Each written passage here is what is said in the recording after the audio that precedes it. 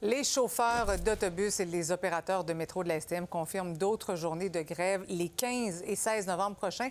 La mairesse de Montréal avait pourtant dit vouloir éviter un autre arrêt complet du service. Donc, Lila, comment le gouvernement réagit à tout ça? Mais écoute, déjà ce matin, le ministre du Travail avait annoncé que c'était tout à fait possible, c'est pas la première fois qu'il en parle, mais de devancer son projet de loi 89, loi donc qui existe pour permettre de mettre fin aux conflits, à des conflits qui sont problématiques comme celui-ci.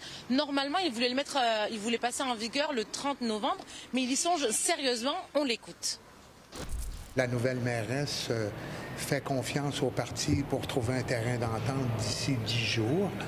Moi, je comprends très bien la réalité vécue par la nouvelle mairesse. Si on veut faire une adoption accélérée de ce projet de loi-là, ça prend leur collaboration. Donc, ils auront à prendre une décision. Mais si je le rappelle, c'est dans l'intérêt de la population de Montréal. Je pense que c'est un incontournable. Le ministre aura donc besoin de l'appui des partis de l'opposition. Alors, c'est pas gagné pour le Parti québécois, pas non plus pour Québec solidaire, peut-être pour le Parti libéral du Québec. Alors, on les écoute, suivi de Québec solidaire. On espère un dénouement positif dans les prochains jours. Et si ce n'est pas le cas, bien, nous, on va être ouverts à travailler pour aider les usagers pour qu'ils aient accès au service.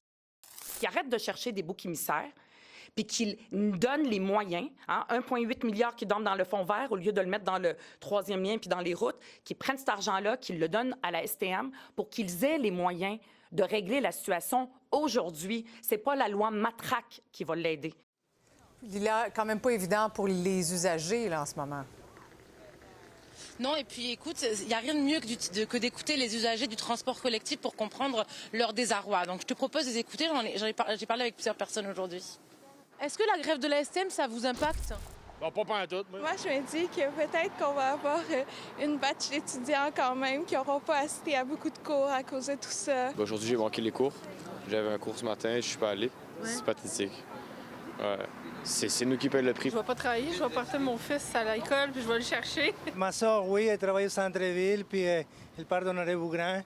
Puis tous les jours, il faut qu'elle prenne un Uber pour retourner à la maison. Je suis plutôt frustrée, oui, parce que c'est un peu énervant qu'on paye mensuel, on est là, on utilise les services. Alors, une fois de plus, le tribunal administratif du travail devra trancher pour savoir quels services seront maintenus pendant le 15 et le 16 novembre, jour donc de grève totale. Oui, évidemment. Merci beaucoup, Lila.